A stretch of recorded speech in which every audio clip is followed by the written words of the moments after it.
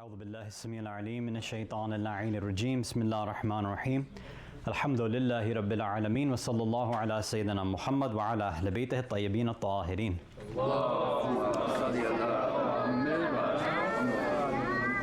Assalamu alaikum wa rahmatullahi wa barakatuh.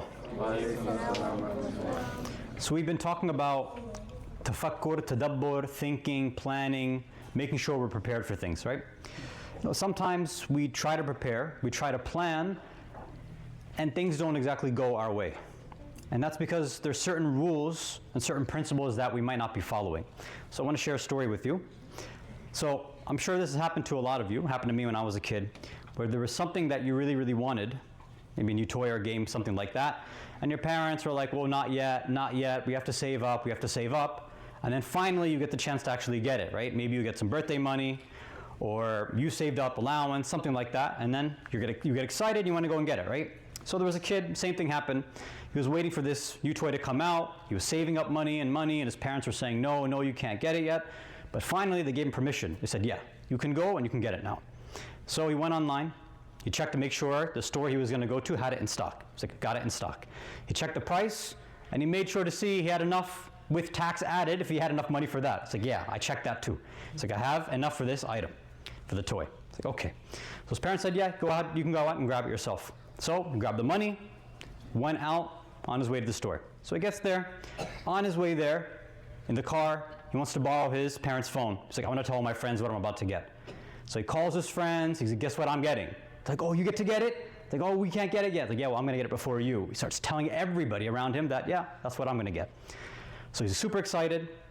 Finally gets to the store. And on the way there, the local mulana, the alim, the scholar happens to be getting something there too.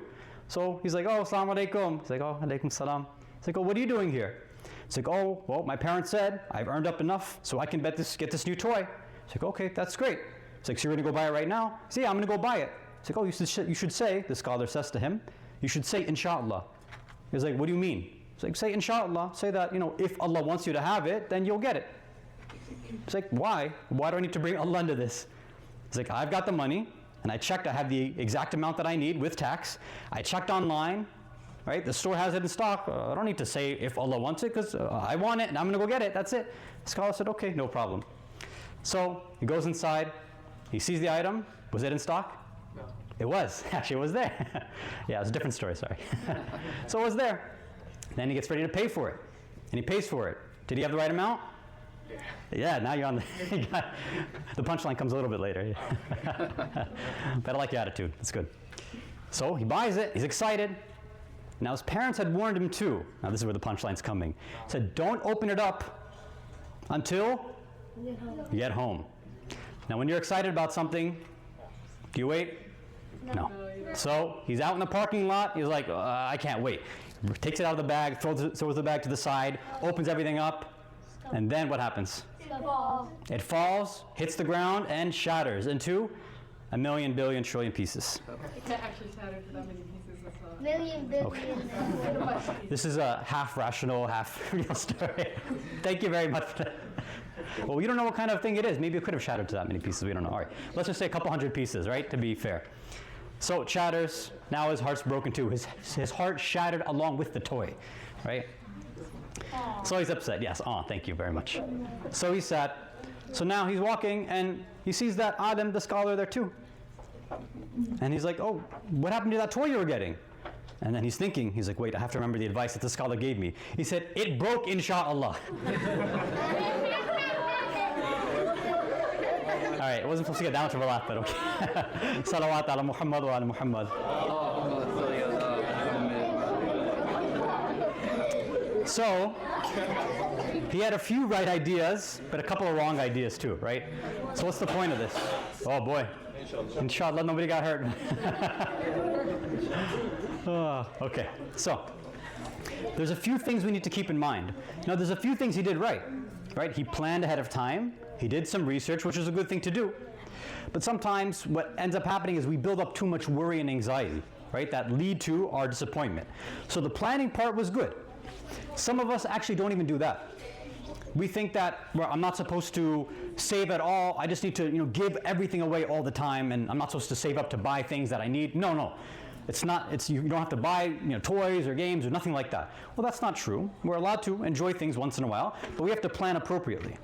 So, you guys know the famous companion of both Rasulullah and Imam Ali named Salman? All right, one of the best companions. So, people had found out that Salman was saving money. And they were confused. They're like, but that means he's attached to money and attached to dunya and the world. That's not good. And they complained to Rasulullah. And Rasul said, no, Salman is actually one of the most intelligent and the best planners that we know. He says what he does is that he collects money from his earnings. He works and works. When he sees that he has enough to live for the rest of the year, enough for his daily expenditures, food, house, and everything, he takes that money and he puts it aside. So he puts aside for a full year. Then he says, look, now I'm worry-free, because if anything else happens to me, I've got a year's worth, I'm okay. So I won't be stressed out, I won't be anxious, because everything else is there. Now, if he had taken that money and kind of spent it day by day and didn't think and plan in advance, maybe he would have been worried. Like some of us, might get worried once in a while too, if we spend a little too quick, if we don't save properly, right? So that's one part of it, which is the saving, which we're supposed to be doing. Right? So don't spend too crazy, and saving we should be doing to a certain degree too, which some of us, I know it's a bit difficult, but that allows us to plan for better things in the future. Now the second principle, where else did you think he failed as well too? What else shouldn't he have done? So he had shared it with his friends ahead of time. So we have a hadith from Imam al-Jawad alayhi salam where he says that don't start to reveal things before it becomes strong and solidified and near certain. And some of us get really, really excited about plans. It's happened to me a bunch of times where I'm going to recite somewhere, I'm going to visit family or friends somewhere else, and some of my kids decide that we don't want you to go, so they start praying against me. So I get to the airport, and what do you think happens? Now you can jump in. Flight gets delayed, especially because it's Frontier and Spirit. I don't take any more for that reason. And it gets delayed and delayed until what happens? Canceled.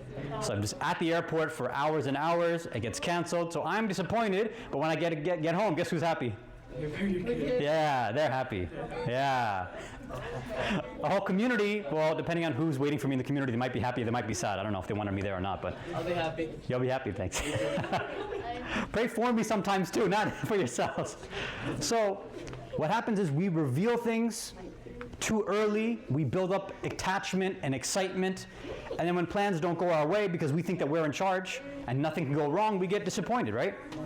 Sometimes it's a trip, sometimes it's a new toy, sometimes it's meeting somebody, sometimes somebody's supposed to come visit us, and because we are in the great state of Florida where rain and thunderstorms and hurricanes can happen at any point, flights get canceled and delayed pretty quickly over here, right? So sometimes people can't get to us. So Imam Jawad's reminding us that, no, don't start revealing these things. You do it too early, you might get too attached. So wait a little bit until it's near certain, although things can always change even up until the last minute, but try to wait. Make sure you plan properly, you save properly, and don't reveal things if you know it's going to bother you if those things don't come to fruition and actually happen. So hopefully, inshallah, our dreams and our projects don't shatter into a million, billion, trillion pieces if we plan properly and we think before we plan, and not just plan for the sake of planning, but do it because it's something that's good for us, good for our families, good for our communities, and good for the sake of Allah and the Ahlul Bayt. Walhamdulillahi Rabbil Alameen, wa sallallahu ala Sayyidina Muhammad wa ala Ahlul Baytihi at-tayyibin at-tahirin.